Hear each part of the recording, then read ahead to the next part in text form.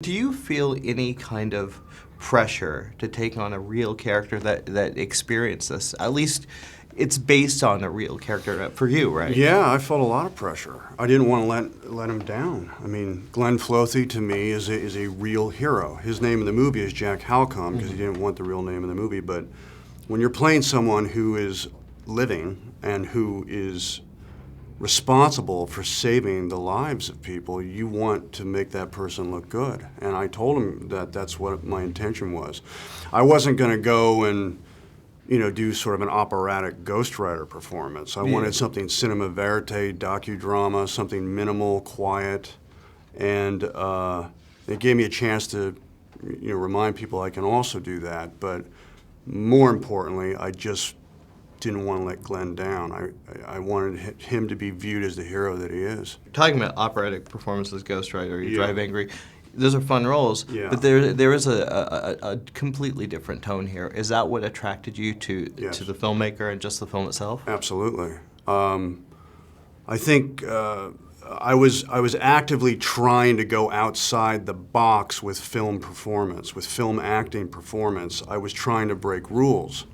But with Frozen Ground, it gave me a chance to remind folks that that's not all I do. So I wanted to set up some counterpoint there, that there's more than one color in my palette, so that people could know that this isn't necessarily over the top. This is performance, operatic, surreal, abstract by design. And working with a first-time film, this is his first feature film. Yes, Scott. Which is pretty impressive, especially this topic. Extraordinarily impressive, and I can't stress enough how much Scott Walker cared about the victims. The whole movie is devoted to them, and you can't watch the movie and make it to the end and not get emotional when you see the faces of all the ladies that lost their lives as a result of this creep.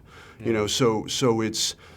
And the fact that he was so thorough with the research, he was almost like Glenn Flothi in his own right, the way he researched every aspect of the case and was methodical about the way he wrote the script and methodical about the way he shot the movie. Extraordinarily impressive for a first-time filmmaker. How much research did you spend yourself? Well, my research was really just my phone conversations with Glenn and the book. I read Butcher Baker.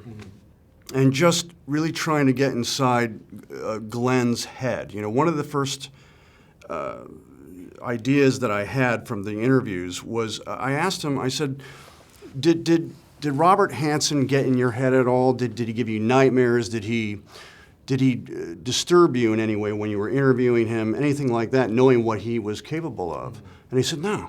He didn't get in my head. And he said it was such gravitas and severity that I knew then that Glenn Flothi could be just as scary as Robert Hansen, but on the side of justice. That this guy was the last guy that Hansen would ever want to come across. And that's what I was trying to set up in some of those interview scenes. When you see them, it's like, Archangel Michael and Satan ringing the bell together. It's like a yin-yang thing happening there with Cusack and myself.